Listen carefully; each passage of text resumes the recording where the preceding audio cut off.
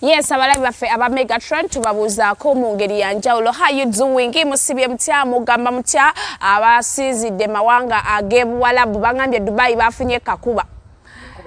Yatonye paka kuwulira bu. Ha, bana abamala abageze Dubai tegabasene. Amala gabadde awo yasumbuye ba flight attendant nga yekuba naye ebifaananyi. Naye ndowooza nze oba engeri kiki ba flight attendants. Yes. Obadde maybe bayita batya? Hot what? Hot ki? Hostesses. Bali awo tete babayita bweba. Ba flight attendants. Kyonna kyobayise. Kikolanga sabona but ekiri most abantu kyebawutegeera kyekyo. Nagenda nga yeekubya nabyo ebifaananyi. Akasize nno okunzesa nga tasobola kwogera kigambo Emirates. Emirates nga tasobola kyogera. Right. Mbo Emirates. Ngendera mu Emirates. Naye nga katusubira munanyumirwa Dubai kubanga akakuba kangi naye bangi abatula mu business class. I personally use business class. Naye tetuwepanka. Ate mba nimbi ayingira mu business class.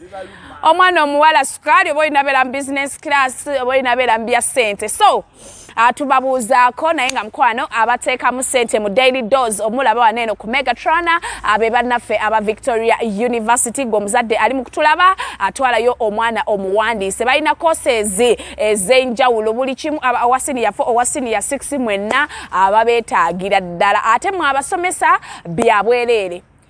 Yes. Tosasula simanya ID admission fee byonna tobisasula otandika kusasula tuition ng'osoma byokka byosasula basangibwa ali ku Jinja Road n'omukulu VC yalese akatabo tugenda batukogerako nga tunatera okumaliriza AI naye waliwo ebintu bya AI wadde byonna mu AI ngezi naye tesobola kwebaka na muntu awo kyekiki atugumiza ng'abantu okwegatta tukikukyali ku abantu AI yokwegata yeddirutu. Masoli musego. Nze wantama. Mulongo tugenda musembya Mose alikola akantu ka mulongo. Mulongo alina okumpa invitation y'abandi. So kale tugenda tandikirako kusaidia Winnie Nwagi. Yabadde chat. Fire baby. Owe Natete yayingiddewo busy Natete. Natete si ye wali ababbi. Erinnya alijjawo. Mbu yabeera nnyo Natete. Zalade manyigayo. Engeri kyeyogeddemu namuwuliriza nga manyi tategeera. Naye yagenze nastominga amaka g'omukyala nga manyi ebintu bituufu. Mbwa mwana wange lwaki tebamusibye? Wali etteeka lya trespass moze mwe lwakwate mwasoma mateeka. Yatuuse ku gate eba trespass. Nokola n'ensasage ku gate y'omuntu ogwo guba musango. That's criminal offense. Bamugyewo naye busy Natete tugenda munoonya tugenda kumusiba. Tetwagala muntu yeefula kyatali. Nze ndina ebintu bibiri kati busy Natete wanaasaba deni. Tagenda Jim wa Winnie Nwagi kwa busy Natete si taata w'omwana wa Winnie Nwagi Destiny. Tasobola jikiriza yakiriza ku DNA. Ngamba wakiririza. Tasobola. Nga musajja kugeza gamba mutwala omwana ku DNA ekitegeza yebaka nkugambye Winnie Nwagi tasobola wa busy Natete DNA because omwana si wuwe. Ekituufu kye kikati. Ekituufu ekiriwo kye kino omanyi oli omuvubuka eyalina dreads eyali adetinga Winnie Nwagi nga balwana nnyo. Oyo mutabani wa pastor nga batamira nedda Winnie Nwagi yali asinga okutamiira so nga Winnie Nwagi bali badetinga n'oyo omwami omutegedde erinnya ndyerabidde yali asiba nnyo ne dreads ng'era alabika nnyo ne Winnie Nwagi all the times. Oyagala kifaananyi anti njagala kunyumiza story anti njagala kunyumiza story nga Jose bwe yagiwandise saagala gisoma kapapula. So omuvubuka ono mwala wa mutabani wa pastor kanoonye erinnya lye wano ye Rukundo. Yes, mutabani wa pastor. So this guy was dating Winnie Nwagi. Ne bamuvingana in nga babeera babiri beeyagala mu mukwano ogw'ekimmemmente. So ye taata w'omwana wa Winnie Nwagi naye ekyaleetera relationship yaabwe okufairinga mu omukyala ng'anywa nnyo omukyala nga bamuyita nampulira zima mbunga kunama ate mbu omwami Rukundo mwana wa pasita abaana ba pasita nga tukunama nze taata wange musumba buli kitu kimanyi musumba era bwe mmala okukola ogenda kumpayo ekiweebwayo kyo nkitwaleyo mu kyaki gwe so ono omuvubuka mutabani wa pasita bwe balaba nga bagezaako ne Winnie Nwagi baali balwana bakola biki ne bagamba Winnie Nwagi akyuse mu dress code Winnie Nwagi n'agaana taata n'awulira nga kyonona reputation ya family nze nange ndowooza luba lugezigezi reputation kyeki anti kyekitiibwa kyekiriwa bino abantu bye muvaayo ne mugamba nti oyonoona ekitiibwa ky'omukazi oyonoona ekitiibwa tolina mpisa nze atagenda beera ambasada w'ekisaakaate empisa njagala zaaki mu reputation mba njagala byaki nze era temuddamu kumbuuza musimanya waliwo yambuuziza mbu naye muwala gw'olina empisa sirina mpisa sirina obwambasada bw'ekisaakaate bambi temubumpa mubuwa abalala so mbu taata wa Rukundo ye yaleetera relationship y'abantu banene okugaana before that got to name gundi wachi yavangayo buli kaseera interview agamba mbu taata w'omwana yalita wa mwana buyambi ensonga ki yamujjako wezikiriza mbu kidize kino bizinatete okulya ayinza oba yalya ayinza oba yalya naye ngo si buli musajja nti akuliddemu oyo n'abaana nze I've dated abasajja balinga bana mbalinamu omwana wendi wandi ku ground sinayo wadde kakaba nti mye senga wazaala era senga era bakaya nedda ng'okaaya naki bedde omukazi gwagaba omwana gwawulira n'ogamba spams zoono ye taata w'omwana so kati gwe omusajja tolina right claiminga mwana nze nga sinnamukuwa interview ze yakolanga agamba taata w'omwana talabirira mwana anti we baayawukana omusajja n'agenda ebweru n'awasa omuzungu n'asala ku buyambi teyaddamu bbawa buyambi kubanga Winnie Nwagi mbu ne ssezaala we yali amaze omuyisaamu eggaali Winnie Nwagi omanyi alinga nze ne nazaala wange namanyira nga zze bino bya nazaala baani kuyisaamu ebyo mwepaaka nze ndi ssezaala atagenda ompe mulankuwe mulonkumbira nze gwe moze nkwata mpola naniko ne nazaala wange gwe navuma onkwatanga mpola ndi kunyumiza namuvuma yali amanyiira ne mugamba maama nze tomanyiira nzigyako obusiru bwa mutabani wo yali akutuganga tovuma oyo nazaala omusambi w'omupiira maama we saamuvumako naawe gyali yadda mu bya poliisi FC kati ennaku zino akolera nnyo fufa what are you saying gwe abasambi b'omupiira obamanyi bali bakola oyita ne mungu si kyoliko anti abamba tiraita zaji oyita mungu gwe bali abasa era abaana abawala abali mu stage zange basabira mufune ku musajja w'omupiira oli akukyusa mami kyuka kati wootuukira njagala mufuneko experience y'abasajja basambi b'emipiira abo abavubuka balina sexy waabwe ali ku international level okwegatta kwabwe kali kulungi so mubagezese kuba bwe weyongere maaso ogenda tukanga tukyayagala abavubuka ng'oyagala abantu bakulu abakuba eddakiika ebbiri okitegeera kati sooka ogende bakuzoganye omwana azooka akuleetere bune bwakatimba akuba ezipenati okkirize omusambi w'omupiira bamanyi okukwata abakazi takukyusa lwampaka takyezza abakwata nga akwata akapiira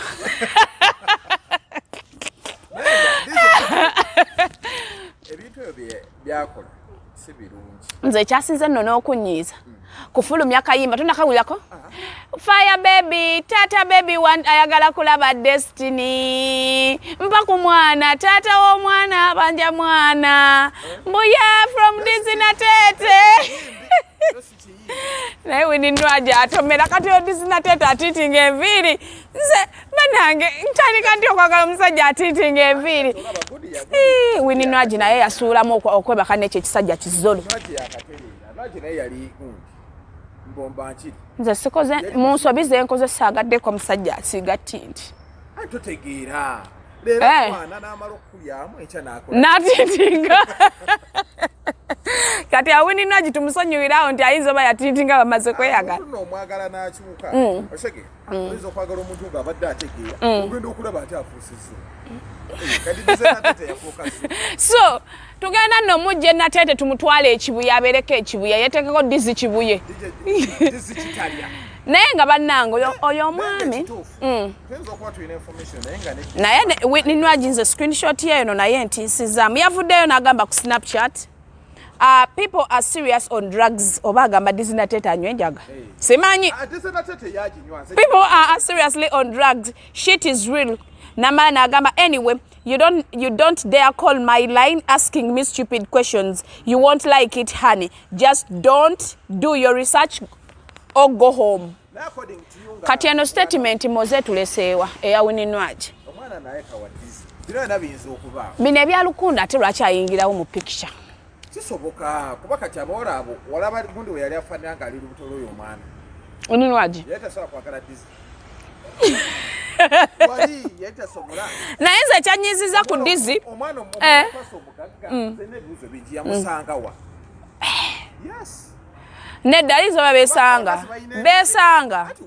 besanga bantu besanga bonna basobola okwesanga abakazi balina omuze alinamu aba yamukwanako n'omwavu atayinaamu agenda wa mugagga omwana ng'amugaba kati omwavu oba oyagala omwana wamuwe future ki omwana taata wasigala taata we n'owomukyusa that's why abaana beepamira oba beepamira akutte eddalu naye olaba kibanja eno story is a bit confusing kati ekisinga okunyiiza dizina tete yavuddeyo n'agamba mbwe ekyabawula ne Winnie Nwagi yayagala mukwano gwa Winnie Nwagi Irene ng'ani ayagala dizi Winnie Nwagi alina mikwano gye esatu kati ye Winnie Nwagi ne mikwano gye Irene banaani omulala so dizi n'akemebwa Winnie Nwagi nga n'afuna olubuto lwa dizi nga n'azaala ebiseera bye yalimu obusiiwufu ng'ali lubuto omusajja n'ayagala mukwano gwe Irene Winnie Nwagi n'azaala Destiny Winnie Nwagi bwe yamanya nti omusajja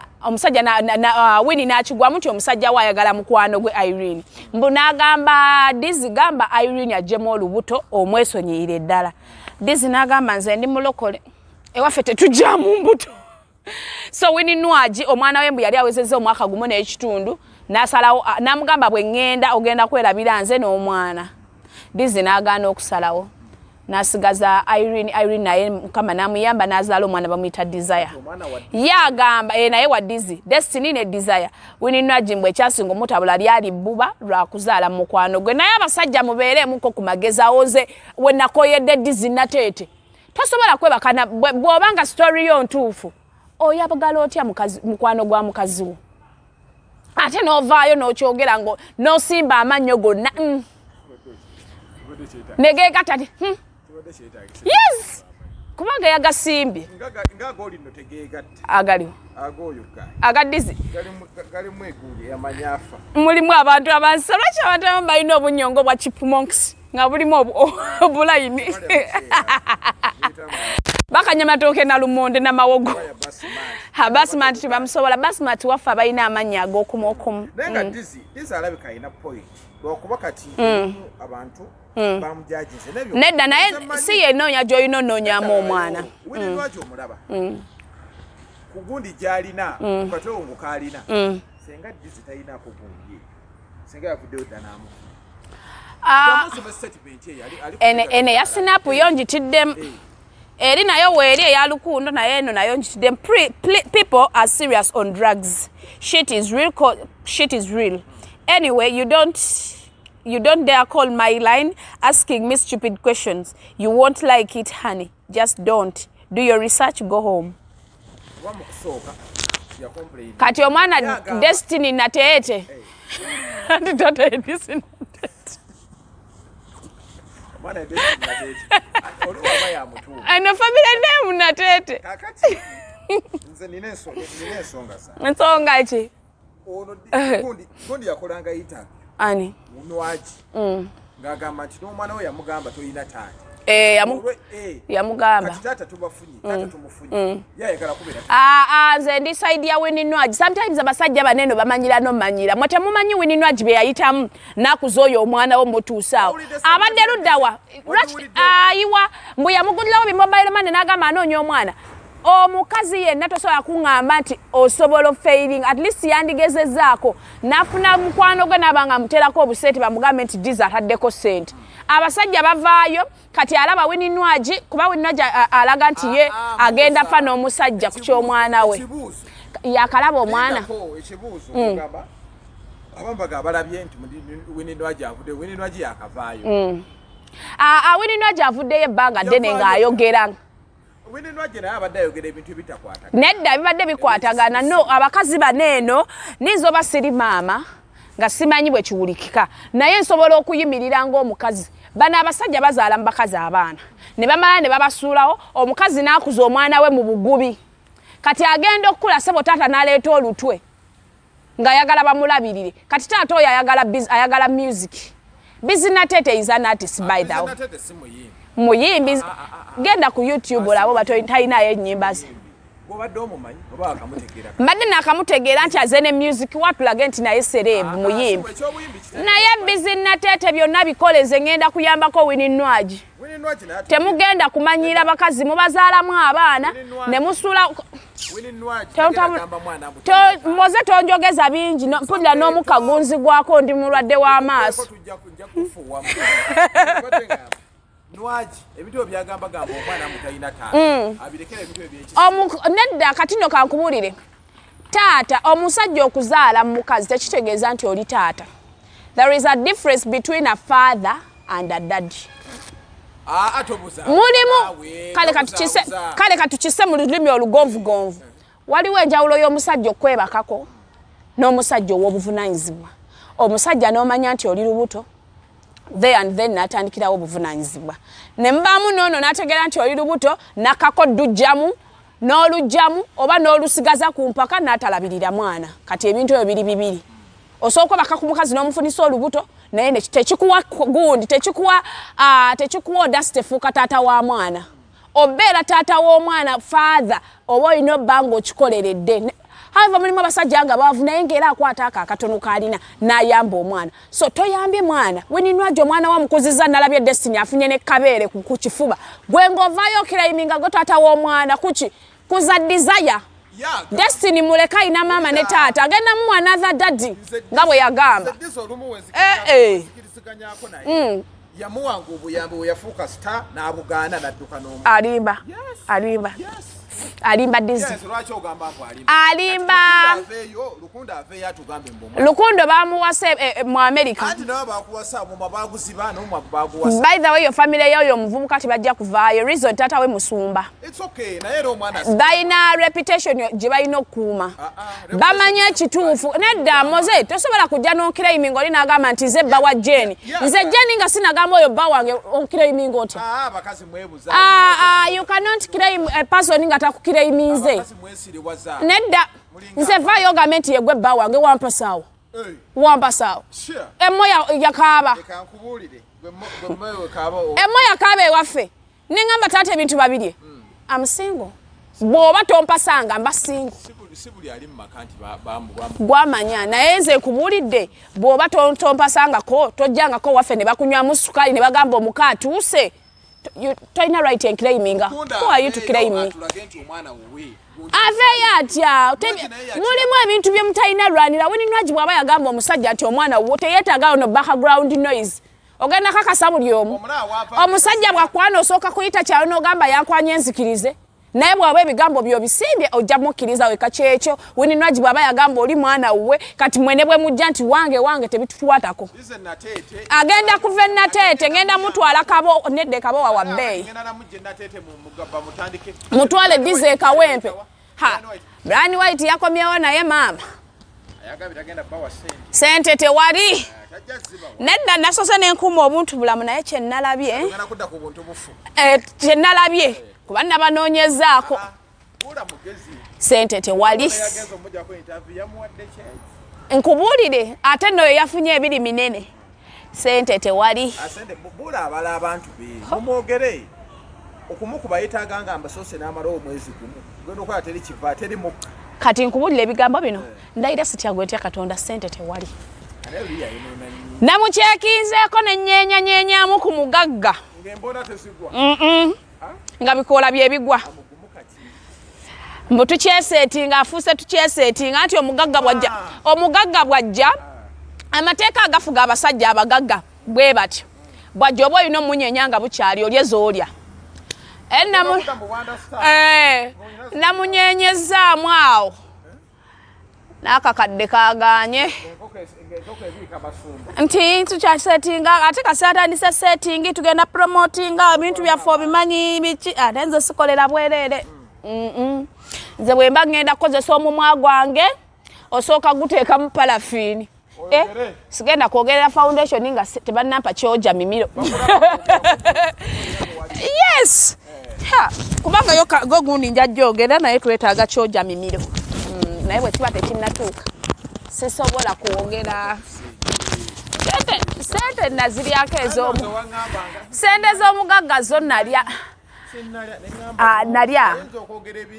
naye kati sinnalya luli we nali mpanise brand white foundation awo nali ndi mu sente naye kati amazima aga katonda amatuufu wadde 2,000 z'omugagga sinnazirya ate nafunye olugezigezi sikyayagala leebeeta so Badi Black yavuddeyo n'agamba nti kojja kitonsa yaloga Grace Khan mbw'olaba alemererwa ewa Suzanne Makula baamulogera ddala ekiriwo mbu Grace Khan yali ageya Suzanne Makula ng'amugeya mu banne kati mu banne wulira mu banne mwe muli eyakwatanga voice note kati nga bwe tubeera wano mmozo nga bwemanyi bwe tugeya abantu nondicodinga nga ngeya n'obusindikira ng'oli gwengeya nga bwe wakola kwoli omuntu wo naye gwe nayokya nawulira nga twala mumuli naye nawulira nga njokyezza neebabudde kati bwe kityo nno bwe kyali abadde ageya Suzanne Makula mu mikwano gye kati mwegyo mikwano gye mwe muli eyakutte voice notes n'aziweereza Suzanne Makula genda nawulidde agamba nti Suzanne nakuba ku mwana w'empi naye Grace Khan nno olimba mbwe yakubya mwana w'empi kati nno kankubuulire omuntu ng'akuterekera omwana Grace Khan bw'aba alemeddwa ewa Suzanne Makula mulayira talina wagenda sobola oyo omukazi wa kisa oyo sefuko si yo tiktoka agenda mwebakako bw'amala omwebakako amuswaze amuvume amutyobuule ne Grace Khan kati mu baana bonna b'olina oddeetinga ku tiktok nedda nze ninako ennalabe moze kino ekintu kiweemu wiiki egi ate ne wiiki nnene sefuko bagenda babagalana ne Grace Khan naye etya eba minzani ya mbizi mu basajja bonna be yalabye luno lwajjanga ku station luliwo lwajja ku station luduushi lukazi lwa musaala oyo namulabe yafunye akabadi ya oxygeni naye you people media egenda kubattira bwere nawe toyogera bigambo ebyo bibi ku muntu okufa yogera agwe yogera yogera moze toyina mukabuntu mugwe sibirimu tosobola kukwata gantu ago geteekako bagambe mbu mulwadde aizo balina athima teri ani agambe gyokwatanga okola ebintu baba noonya content beba abaana nalaba omwana wali yogera nalaba omwana ng'agenza okugula keesi n'asooka n'agimiramu kunayimbiramu oluyimba so nze sibirimu ebyo you'll kick a bucket bweba bituufu genda bakujjanjabe totulaga bintu bagende mu ddwaliro mulimu ebintu ebimu nga mulina byekuumira oli mu ddwaliro oli ku oxygeni lwaki muba mubiraga public mulina omuze I'm sick. Ojukute bo. Please. Bwaba mulwadde agende mu ddwaliro bamale babimujje ko bamuteekako paka. Kyogamba akabera mu paka. Moze sigenda kwogera. Kakati yogera. Nezera mu kamula banako. Ogera kola ki? Genda wali kamusike. Nze kati ekyange. Va ku munno. Nze ekyange kiri ku Sefco. Va ku kanno naawe kaleka akawala katono nnyo bambi. Kenzi kazi. Kagenda bukazanya Musafi nga yaka. Nze ndina n'omulala yaka. Naye Musafi naye oyo muwala ali ebinene. Musafi nga munene. Yakulyako. Nedda ng'omulaba mu sweater pants. Nawe omusajja omulaba mu nina omusajja gwe nalaba mu jean ne ngamba ha. Nedda moze kubulire. Mulimu omusajja gw'olaba mu sweater pants era abawala mwegendereze nnyo abasajja. Bw'oba onayagala omusajja mugulireyo sweater pants. Bw'ajambala n'olaba nti omuggo gwa Musa Alesse gwa Kanani ng'ogenda. Bw'olaba nga omuggo gwa Musa gwe guli gwennyini ogwayawula ennyanja. Nedda tetwagala nnyo butono nnyo buyitiridde.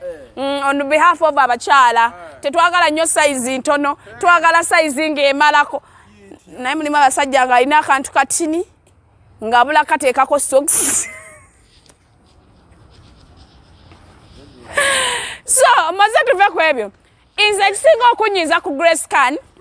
I personally mbadde njagala Grace Can because mukazi nga nkwasa ennaku Susan Makula yavaayo bambi mukyala n'amwendosinga kati mubonna ba TikToker mbu yabadde ayagala mbu waliwo n'agagamba mbu yali asindikira pasita Bugingo Nudes mbu akubilla mbu ng'asindikira omusumba Nudes mbu n'amugamba azirage eggulwana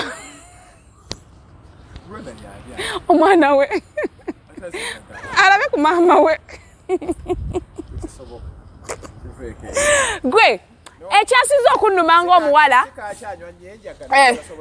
mbadde asindikira musumba Nudes moze ndayira sitya gwe ntya Katonda nze yampadde infono mbu despite okugeya Susan Makula mbabadde asindikira n'omusumba Nudes.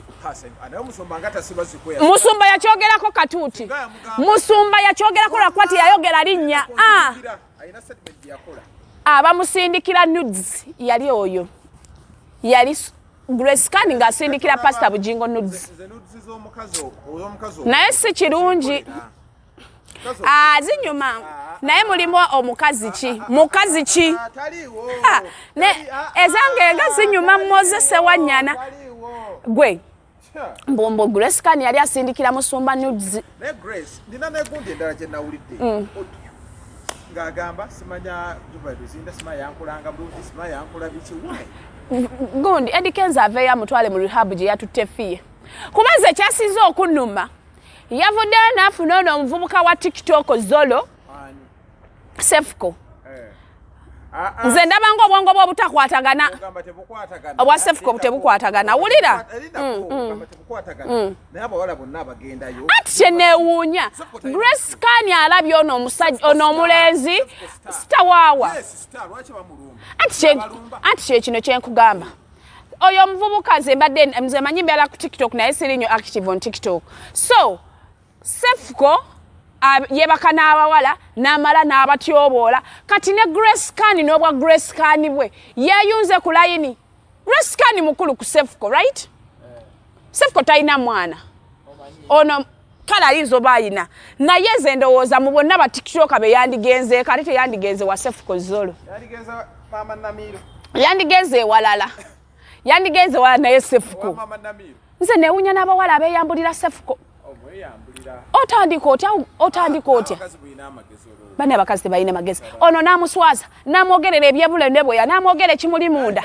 Waliwo gwe yagamba avaamu bongo awunya. Bannange naye oyo wa bongo yali kandida. Eno nange sirina side.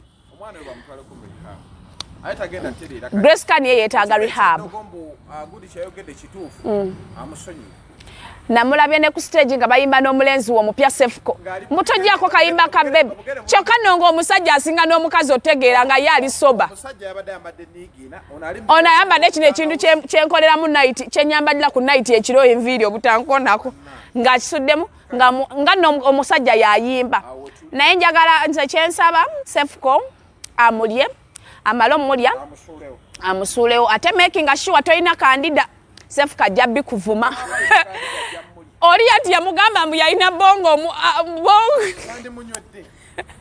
ate no bongo abakandida abakazi mwekebeze kandida mungi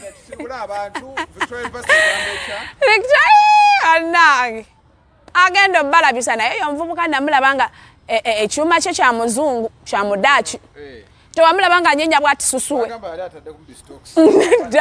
nedda bangamba nti omusajja alina omuzinga naye mu bonna teyandigenze wa Sefuko moze akazolo okajjamu Sefuko tandeekanira sijja kusobola lutalo naye okajjamu sijja kusobola lutalo na Sefuko sijja kulusobola ze nina zimmalolo sigenda dusobola so nyongero bajjukiza bannaffe gundi ono omukazi bali bagamba beekyaye ne bbaawe naye nabalabye ne bbaawe ono wa radio mwerabidde n'erinnya naye nga wamma abalabya Megatron twala omwana ku Victoria University bakyawandiisiza ddala March tuli mu April intake ekyagendera ddala maaso bagenda tandika mu May okusoma so twalayo omwana wo asome omuzadde ekintu kyosobola owa omwana wo mulamu bw'ensi eno ekirungi kumutwala kumusomesa so gundi njagala kubira edikenzo atuyambeko ku Grace Kani so ne mulongo ayina conference e Canada mulongo naye muchekinga ko sinna mutegeera namugambye ampereze invitation z'omwana simulaba so moze tugenda batwalako e Canada emisomo giri ebiri tuyina ogwa September nga 2 nenga 22 September 2 mpaka 22 September ogwo guli ku African Canada Foundation bigenda beera wali e Toronto